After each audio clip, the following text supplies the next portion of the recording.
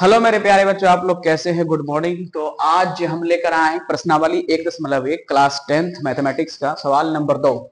सवाल नंबर 2 लेकर आए हैं तो देख पढ़ लेते। सवाल नंबर 2 क्या है कि दिखाएं कि कोई धनात्मक विषम पूर्णांक, कोई भी धनात्मक विषम पूर्णांक 6q+1 या 6q+3 या 6q+5 के रूप का होता है, जहां q कोई पूर्णांक है।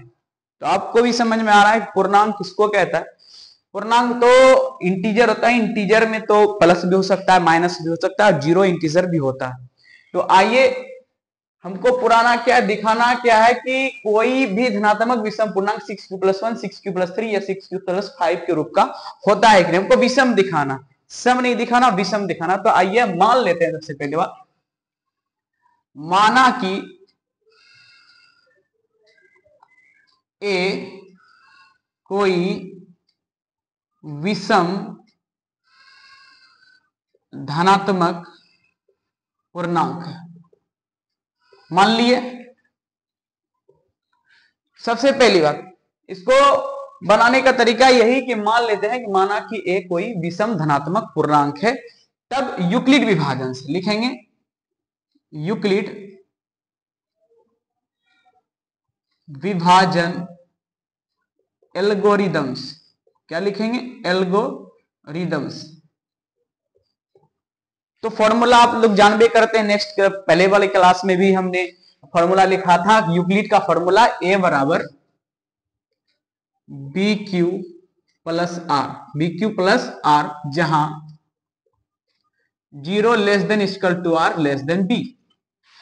यहां कहा जा रहा है कि दिखाइए कि कोई भी धनात्मक विषम पूर्णांक 6q+1 6q+3 या 6q+5, यानी यहां पे आपको 6 देना है, यानी भाजक 6 लगाना है। तो सभी संख्या को, यानी माना कि ए कोई विषम धनात्मक पूर्णांक है, तो ए को हम क्या करेंगे? 6 से डिवाइड करेंगे, तो कुछ भागफल आएगा और कुछ शेषफल भी आएगा। तो यहां देखते हैं, तो हमने कहा कि ए कोई विषम धनात्मक है, तो सबसे जो बड़ी संख्या होती है भाज्य, हमने भाजक 6 से भाग लगाया, तो मेरा भाजक 6 मतलब b हो गया। तो आइए b से हम यहां पे बैठाते हैं, a बराबर हो जाएगा 6q+r, जहां 0 less than equal to R less than 6। तो देखिए, हमने इस कोई विषम धनात्मक पूर्णांक को हमें 6 से भाग लगाया। भाग लगाने के बाद तो b मेरा भाजक हो जाता है, जिसे हम भाग लगाते हैं उसको हम भाजक कहते हैं। तो भाजक हो गया 6। अब ये इसका कंडीशन देखिए, इसका रेंज कहां तक है? आर का रेंज, यानी शेषफल का। शेषफल 0 less than equal to R, मतलब ये है कि आर का मान 0 भी हो सकता है, 0 के बड़ा भी हो सकता है, लेकिन 6 से छोटा होगा। तो संभवतः आर का मान यहाँ पे 0 1 2 3 4 5 तक होगा, 6 तक नहीं जाना, क्योंकि 6 से छोटा लेना आर का मान यहाँ पे कंप्लीटली। तो लिख लेना है यहां r बराबर 0 1 2 3 4 5, यानी 6 से छोटा, 6 से छोटा का मान संभव है, का मान संभव है, हमने लिख दिया।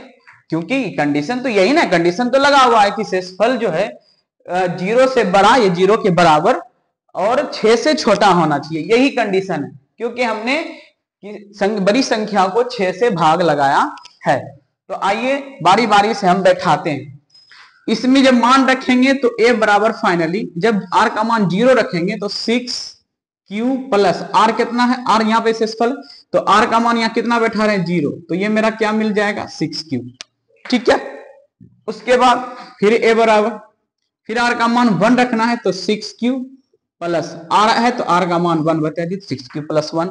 उसके बाद 2 बैठाएंगे, इसी प्रकार से 6q प्लस 2 हो जाएगा, इसी प्रकार से 6q प्लस 3 हो जाएगा, इसी प्रकार से 4 बैठाएंगे तो 6q प्लस 4 हो जाएगा।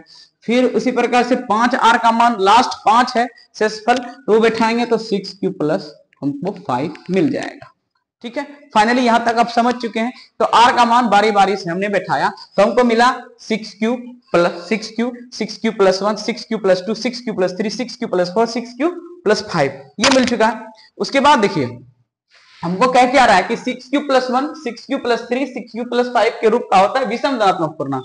आपको भी पता है कि विषम संख्या 2 से डिवाइड नहीं होता, सम संख्या 2 से डिवाइड होता है। तो यहां देखिए हमको कौन कौन मिला है, 1 जिसके लास्ट में 1 हो, विषम संख्या जिसके लास्ट में 3 हो वही विषम धनात्मक पूर्णांक, जिसके लास्ट में 5 हो वो भी विषम धनात्मक पूर्णांक। तो 1 2 3 हमको मिल चुका है। तो इसी का बात कहा जा रहा था कि बताइए कि 6q प्लस 1 या 6q प्लस 3 या 6q प्लस 5, या देखिए 6q प्लस 1, 6q प्लस 3 और 6q प्लस 5 क्या एक विषम धनात्मक पूर्णांक है? हाँ, विषम धनात्मक पूर्णांक है। कैसे? तो एक हम एग्जाम्पल के तौर पे आपको बताते हैं कैसे। तो ध्यान से देखिएगा, q का मान हम 1 लेते हैं, जैसे 6q प्लस 1 हो गया। q का मान हम कितना बैठा रहे हैं? 1 बैठाइए। तो 6 एका 6 प्लस 1, तो 6 एका 6 प्लस 1 कितना हो जाएगा? 7। तो 7 मिला ना। तो 7 विषम संख्या है कि सम संख्या है? तो विषम संख्या। तो यहां पे प्रूव हो रहा है। चलिए आगे पढ़ते हैं, ध्यान सुनिएगा। अब यहां पे लिखना है, यहां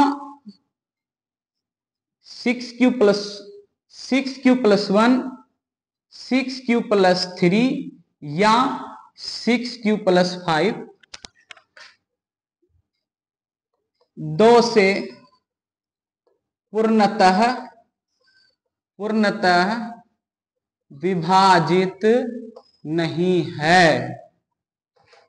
ठीक है, हमने लिख दिया 6q plus 1, 6q plus 3, 6q plus 5 2 से पूर्णतः विभाजित नहीं है। क्यों नहीं है? तो आप देख सकते हैं यहां पे हमने लिखा q का मान 1 बैठाइए, तो हमने 1 बैठाया।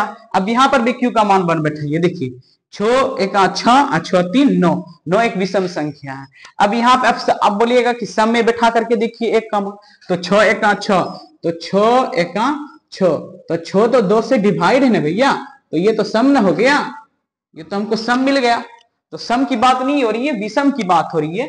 तो 6q plus 1, 6q plus 3, 6q plus 5 के रूप का होगा। तो हाँ लिख दीजिए, यहां हमने लिखा यहाँ 6q प्लस 1, 6q प्लस 3 या 6q प्लस 5 2 से पूर्णतः विभाजित नहीं है। इसलिए 6q प्लस 1 या 6q प्लस 3 या 6q प्लस 5 एक विषम धनात्मक पूर्णांक है।